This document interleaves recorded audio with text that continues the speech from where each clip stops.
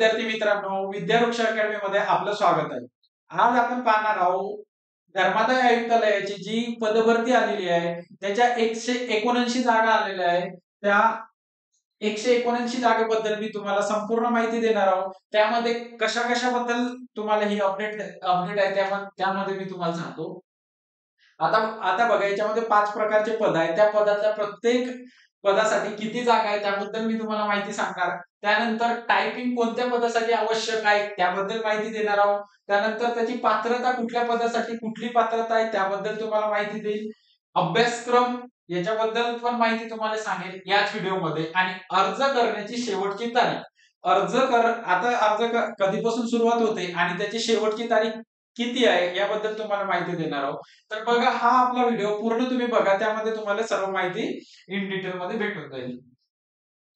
आता बघा, पदानुसार एकूण जागा किती. 5 प्रकारचे पद आहेत. या पदामध्ये याची इन डिटेल तुम्हाला या व्हिडिओमध्ये माहिती भेटून जाईल. तर सर्वात पहिलं एक पद आहे गट ब, अराजपत्रित विधी सहाय्यक.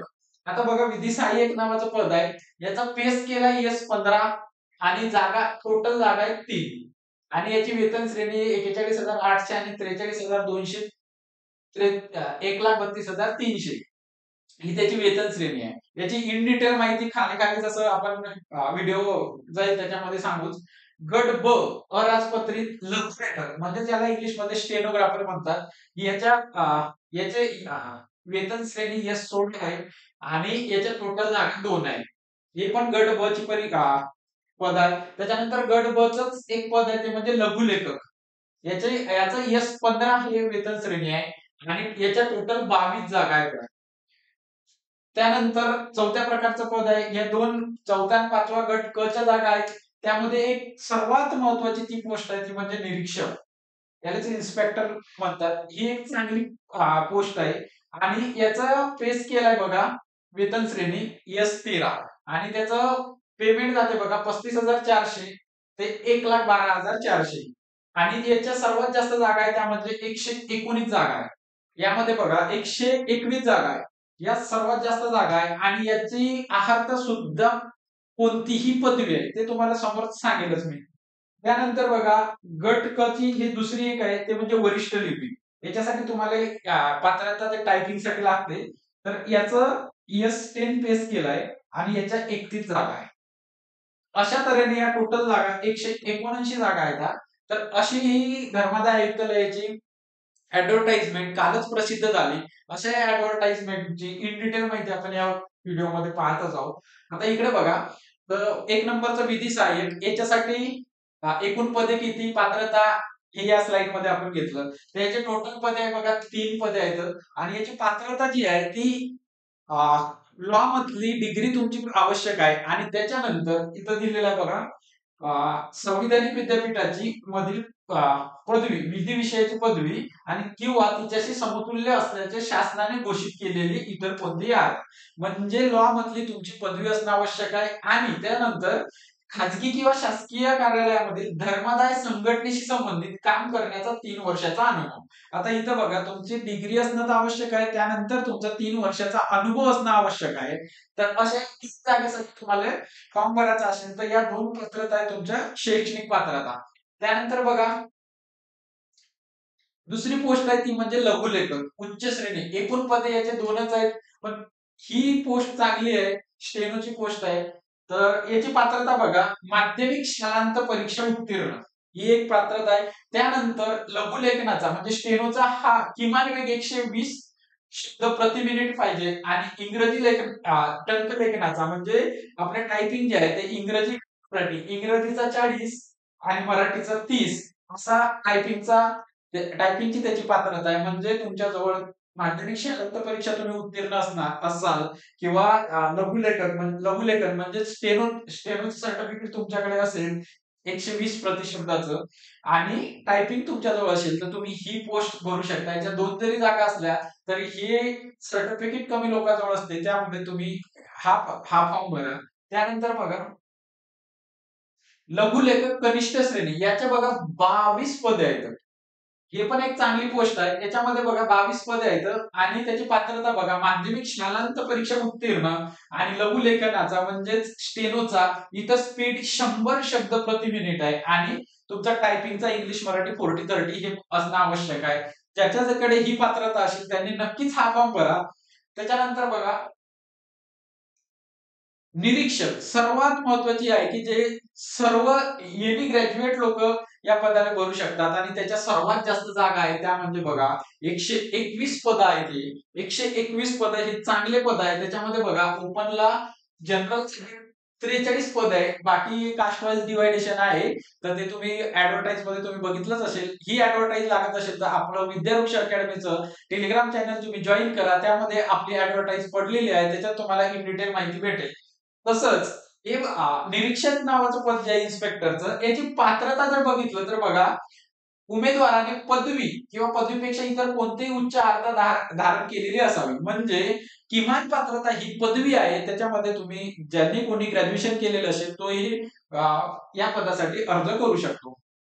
त्यानंतर बघा वरिष्ठ लिपिक एकूण पदे पात्रता 31. आता वरिष्ठ लिपिक हे टंकलेखनावर आहे. याच्यावर सुद्धा 31 पद आहे. ज्याच्याकडे याची अर्हता बघा उमेदवाराने पदवी किंवा पदवीपेक्षा कोणतीही उच्च अर्हता धारण केलेली असावी आणि इंग्रजी आणि मराठी इंग्रजी टंकलेखन 40 मराठी टंकलेखन 30 याचं सर्टिफिकेट ज्याच्याजवळ असेल त्यांनी हा फॉर्म वरिष्ठ लिपिकचा भरा. याचे 31 पद आहे. तर अशा तुमच्याजवळ तुमच्या ज्या पात्रतेनुसार ज्या पोस्टसाठी तुम्ही अर्ज करू शकता असे ही चांगली तुम्हाला संधी आहे या फॉर्म भरण्याची. आणि या या या पोस्टची एक्झाम जी होणार आहे ही टीसीएस घेणार आहे. अशा एक्झामसाठी आपण एक टीसीएस ची ऑनलाईन आपल्या विद्यावृक्ष अकॅडमीच्या युट्यूब चॅनलवर फ्री सिरीज सुरू केलेली आहे. तुम्हाला पहिले कंटेंट त्याच्यातला समजून घ्या. टीसीएसचा पॅटर्न काय हे त्या सिरीज मध्ये तुम्हाला कळेल. त्यानंतर आपण या सेपरेट धर्मादाय आयुक्तालयासाठी सेपरेट बॅच सुद्धा लॉन्च करत आहोत. तर अशा या बॅच तुम्हाला लॉन्च घ्यायची असेल तर आपलंच विद्यावृक्ष अकॅडमीचा ऍप आहे त्याच्यामध्ये आपण ती बॅच लॉन्च करत आहोत. ती उद्यापासूनच आपली बॅच लॉन्च होत आहे. ती जर तुम्हाला ते कंटेंट चांगला वाटला आपल्या युट्यूबवर तुम्ही आपलं क्वालिटी चेक करू शकता. आपले टीचर लोक जे टीचिंग करतात त्याची टीचिंग बघू शकता. त्यानंतर तुम्ही आपल्या बॅच मध्ये जाऊन या परीक्षेच्या सेपरेट ज्या बॅच लॉन्च करत आहोत आपण त्याचे बॅच घेऊन तुम्ही याचा अभ्यास करू शकता. त्याच्यानंतर बघा वयोमर्यादा. आता याची वयोमर्यादा तुम्हाला ऍड मध्ये तर दिलेलीच आहे. पण बघा हे सर्वच आता राज्य शासनाचे नियमावलीनुसार प्रत्येक याच्यासाठी असते. ओपन साठी 45 वर्ष आहे. मागासवर्गीयासाठी 43 हे सर्व असते आणि अमागास 38 आणि किमान वय आहे ते 18. हे सर्वच गव्हर्नमेंट एक्झाम स्टेट गव्हर्नमेंट एक्झामच्या याच्यासाठी वयोमर्यादा असते. हे तुम्हाला माहितीच आहे. त्यानंतर बघा हे सर्वात महत्वाचा या व्हिडिओमध्ये तो म्हणजे परीक्षा पॅटर्न. तर हा परीक्षा पॅटर्न कसा राहणार आहे ह्या प्रत्येक परीक्षेचा म्हणजे प्रत्येक पोस्टचा परीक्षा कशी होणार आहे याबद्दल मी तुम्हाला सांगणार आहोत. ते आता बघा विधी सवलत याच्यात 3 जागा आहेत बघा. या 3 जागेसाठी पेपर कसे होणार आहे तो म्हणजे 200 गुणांचा होणार आहे आणि तो 2 तासाचा आहे. तो कसा राहणार त्याचे सब्जेक्ट काय असणार हे तुम्हाला खालच्या स्लाइडवर मी दाखवणार आहोत. त्यानंतर निरीक्षक इन्स्पेक्टर याच्या 179 जागा आहेत. 121 जागा आहेत निरीक्षकच्या. त्यानंतर वरिष्ठ लिपिक त्या 31 जागा आहेत. याचा सेम पेपर राहील ते म्हणजे 200 गुणाचा आणि 2 तासाचा. याच्यात एक महत्वाची अट यांनी टाकलेली आहे ती म्हणजे 45 गुणाची किमान गुणाची 45% आवश्यकता. म्हणजे ज्या विद्यार्थ्यांना 45%च्या प्लस मार्क भेटले त्यांचीच गुणवत्ता यादी ते टाकणार आहेत. जे जनरल मेरिट लिस्ट म्हणतो आपण त्याच्यामध्ये. म्हणून हे 45% मार्क्स घेणं तुम्हाला आवश्यक असणार. 45% घेतले म्हणजे तुम्ही पास झाले अशातला भाग नाही. त्याच्यानंतर मेरिट होईल पण तुमचं त्या लिस्टमध्ये नाव तेव्हा येईल जेव्हा तुम्हाला या परीक्षेमध्ये 45% मार्क्स असणं गरजेचं आहे. त्यानंतर बघा ह्या 2 ज्या स्टेनोच्या पोस्ट आहेत याची जी परीक्षा आहे ती 120 गुणाची होती. ती म्हणजे लघुलेखन उच्च श्रेणी लघुलेखन कनिष्ठ श्रेणी. याच्या 2 जागा आहेत आणि याच्या 22 जागा आहेत. तर 120 गुणाची आहे. याच्यामध्ये किमान 45% गुण आवश्यक आहे. तो कशासाठी तर जी स्टेनोची टेस्ट स्पेशलिस्ट स्टेनोची टेस्ट होणार आहे म्हणजे टेक्निकल त्याच्यासाठी तुम्हाला 45% गुण असल्याशिवाय तुम्हाला ते नेक्स्ट पायरी देता येणार नाही. त्यामुळे अशी ही परीक्षा पॅटर्न आहे. या पॅटर्न मध्ये सब्जेक्ट कुठले कुठले हे आपण नेक्स्ट स्लाइड मध्ये बघू. तो बघा, लघुलेखक, लघुलेखक उच्च श्रेणी, लघुलेखक कनिष्ठ श्रेणी, निरीक्षक, वरिष्ठ लिपिक या संवर्ग पदाकरिता परीक्षेचा अभ्यासक्रम. म्हणजे विधी सहाय्यक सोडला तर बाकीच्या ज्या 4 पोस्ट आहे याच्यासाठी समान सिलेबस आहे. फक्त पॅटर्न याचा काय आहे, तर तो पॅटर्न आहे टीसीएस. याच्यानुसार टीसीएस परीक्षा कंडक्ट करत आहे, म्हणून त्याचा तुम्ही याच्या अगोदरच्या ज्या परीक्षा यावर्षी कंडक्ट टीसीएस ने केलेल्या आहे त्याचे पीवायक्यू तुम्ही अनालिसिस केले तर तुम्हाला त्याचा पॅटर्न कळेल. त्याच्यानुसार तुम्ही अभ्यास केला तर तुमचे चांगले गुण येतील. त्यामुळे बघा, याच्यामध्ये सब्जेक्ट कुठले कुठले दिले आहेत ते म्हणजे मराठी, इंग्रजी, बुद्धिमत्ता आणि सामान्य विज्ञान. आता हे बघा, याच्यासाठी तुम्हाला 200 मार्क्स दिलेले आहे आणि 2 तास दिलेले आहे. 2 तास दिलेले आहे. तर याच्यामध्ये 4 टॉपिक दिलेले आहे. हे तुम्हाला सहज समजू शकते की 50 मार्क्स मराठीला असणार, 50 मार्क्स इंग्लिशला असणार, 50 बुद्धिमत्ता आणि 50 असामान्य विज्ञान. म्हणजे जर 100 प्रश्न हे यांनी विचारले तर 25-25 प्रश्न राहतील आणि 25 प्रश्न प्रत्येक सब्जेक्टचे राहतील. जर 200 प्रश्न विचारले, 200 मार्क्स आहेत, त्यांनी 2 तास वेळ दिला, याच्यानुसार त्यांची शक्यता 200 प्रश्न पण विचारण्याची आहे. तर जनरली टीसीएस पॅटर्न हा 100 प्रश्नाचा पेपर असतो. एका प्रश्नासाठी 2 मार्क्स देतील ते. त्याच्यामुळे 2 तासात 100 प्रश्न राहतील. बघा, त्यानुसार 25-25 प्रश्न 50-50 मार्क्ससाठी आहे. तर अशा या सिलेबसचा अभ्यास कसा करायचा यासाठी आपण अभ्यासक्रमाचा एक सेपरेट व्हिडिओ मी तुम्हाला तुमच्यासाठी घेऊन येणार आहोत. त्याची स्ट्रॅटेजी कशी असेल, त्याचे कुठले पुस्तकं तुम्ही रीड करायचे, त्याचा पूर्ण एकदम माहितीसाठी एक व्हिडिओ मी सेपरेट अभ्यासक्रमावर या परीक्षेचा टाकणार आहोत. ते तुम्ही आवर्जून बघा. असेच व्हिडिओ बघण्यासाठी तुम्ही आपलं विद्यावृक्ष अकॅडमीचं युट्यूब चॅनल सुद्धा सक्रिय जॉईन करून ठेवा, सबस्क्राईब करून ठेवा. त्यानंतर बघा, याच्या ज्या 3 जागा आहेत, त्याची डिग्री तुम्हाला पात्रता सांगितलेलीच आहे. त्याचा अभ्यासक्रम कुठला दिलाय तर त्याचे 35 कायदे दिलेले आहेत बघा. आता ते कायदे मी या स्लाइड मध्ये घेतले नाही, कारण की ते 35 कायदे आहेत. त्याच्यासाठी जेव्हा आपण अभ्यासक्रमाचा व्हिडिओ त्याच्यामध्ये इन डिटेल माहितीचा एक व्हिडिओ घेऊ, त्याच्यामध्ये आम्ही कुठले कुठले कायदे तुम्हाला करावं लागेल त्याच्याबद्दल माहिती सांगणार आहोत.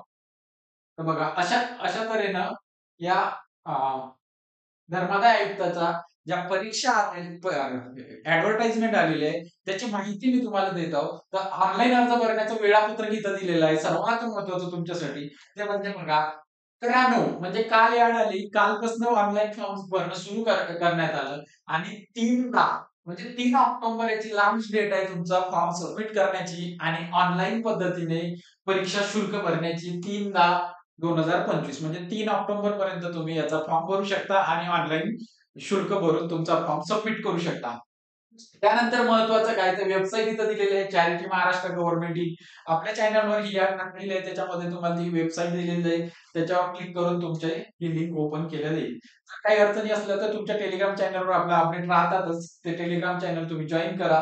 त्यानंतर बघा, परीक्षेचा दिनांक बघा, परीक्षेचा दिनांक इथं ऑक्टोबर आणि नोव्हेंबर. आता सप्टेंबर चालू आहे म्हणून त्यांनी टेंटेटिव्ह शेड्यूल ऑक्टोबर आणि नोव्हेंबर दिलं. म्हणजे ही परीक्षा जास्तीत जास्त 2 महिने मध्ये होणार आहे. म्हणजे बघा, तुम्हाला अभ्यास पूर्ण कंप्लीट करण्यासाठी 2 महिने वेळ आहे. तर असा हा 2 महिन्याचा वेळसाठी आपण सेपरेट एक फास्टट्रॅक बॅच सुरू करणार आहोत, जो म्हणजे धर्मादाय आयुक्ता. ती सेपरेट टार्गेट ओरिएंटेड असेल आणि त्याच्यामध्ये आपण जास्तीत जास्त आपल्या मुलाच्या फायद्यासाठी त्याच्यामध्ये लेक्चर देण्याचा प्रयत्न करू. त्यानंतर तुम्हाला या जाहिरातीबद्दल काही अडचणी असेल तर त्यांनी टेलिफोन हेल्पलाईन नंबर दिलेला आहे आणि जाहिरातीविषयी माहिती विचारणा करण्यासाठी हा मेल दिलेला आहे. तुम्हाला काही फॉर्म भरताना अडचणी आल्या तशाबद्दल तुम्ही मेल करू शकता, त्यांचा तुम्हाला रिप्लाय येईलच. अशा पद्धतीने धर्मादाय आयुक्तालयाची जी ऍडव्हर्टाईज काम प्रसिद्ध झालेली आहे त्याबद्दल आपण याच्यामध्ये तात्पुरती माहिती घेतलेली आहे. तर असेच व्हिडिओ पाहण्यासाठी आपलं विद्यावृक्ष युट्यूब चॅनल तुम्ही जॉईन करा आणि असेच अपडेट घेण्यासाठी आमच्याशी जोडून राहा. धन्यवाद.